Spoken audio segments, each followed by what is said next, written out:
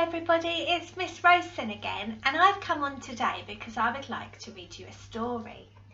This story is called The Snail and the Whale. Have you heard this story before? You might have, because it's quite a famous story. It's written by Julia Donaldson. Have you heard of her? I bet you have. The nice thing about stories is that you can hear them again and again, especially if they're your favourite ones. And this is one of mine. So make sure you're sitting nice and comfortably, and then we can begin. This is the tale of a tiny snail and a great big grey-blue humpback whale. This is a rock as black as soot, and this is a snail with an itchy foot. The sea snail slithered all over the rock and gazed at the sea and the ships in the dock. And as she gazed, she sniffed and sighed. The sea is deep and the world is wide. How I long to sail, said the tiny snail.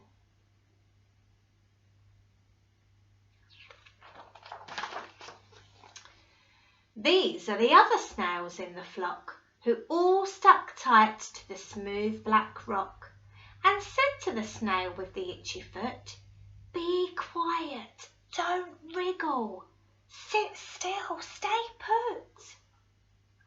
But the tiny sea snail sighed and sniffed, then cried, "I've got it, I'll hitch a lift." This is the trail of the tiny snail, a slivery trail that looped and curled and said, "Lift wanted around the world." This is the whale who came one night when the tide was high and the stars were bright. A humpback whale immensely long, who sang to the snail a wonderful song of shimmering ice and coral caves and shooting stars and enormous waves. And this is the tale of the humpback whale. He held it out of the starlit sea and said to the snail, "Come sail with me."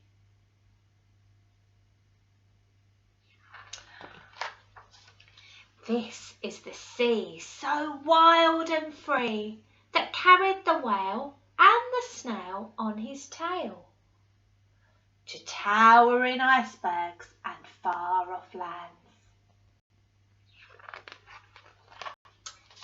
with fiery mountains and golden sands. Look at that volcano.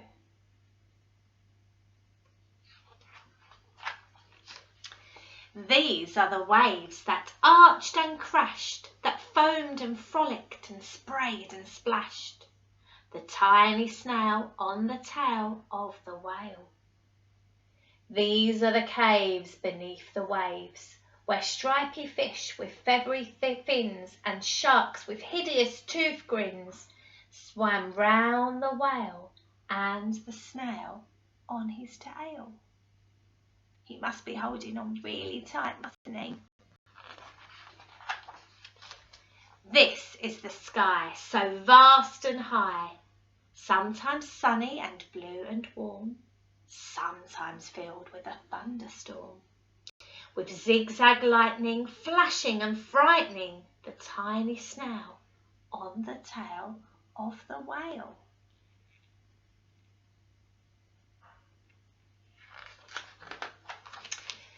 And she gazed at the sky, the sea, the land, the waves and the caves and the golden sand.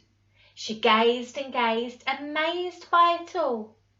And she said to the whale, "I feel so small." Can you see how she's so tiny on there in that big wide world? But then came the day the whale lost his way.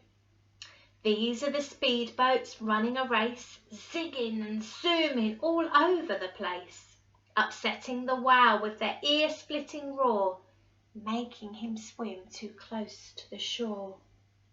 This is the tide slipping away. Can you see what's happening to the whale now? Oh dear. This is the whale lying beached in a bay. He shouldn't be on the sand, should he? He should be in the sea. Quick, off the sand, back to sea, cried the snail. I can't move on land, I'm too big, moaned the whale. The snail felt helpless and terribly small. Then I've got it, she cried, and started to crawl. I must not fail, said the snail.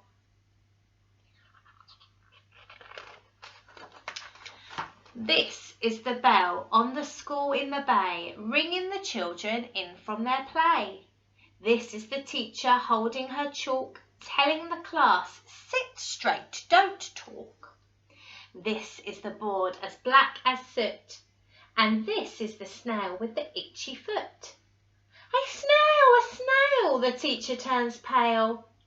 Look, say the children, it's leaving a trail.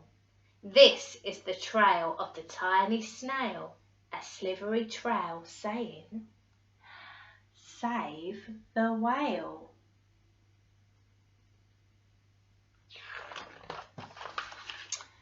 These are the children running from school, fetching the fireman, digging a pool, squirting and spraying to keep the whale cool.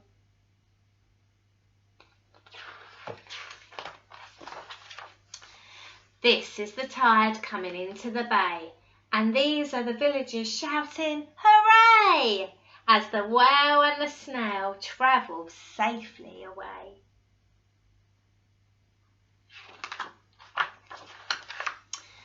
Back to the dock and the flock on the rock, who said, how time's flown and haven't you grown?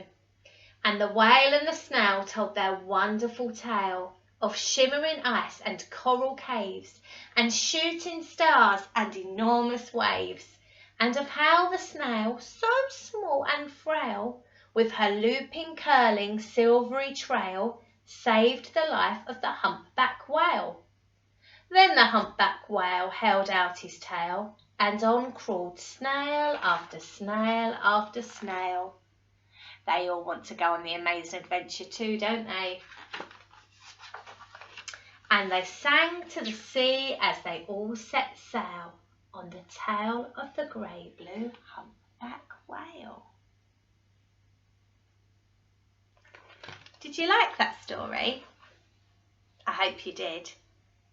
What's been your best adventure? See if you can tell somebody. I'll see you soon, children. It's time for me to go now, but I hope you enjoy the rest of your day. Bye.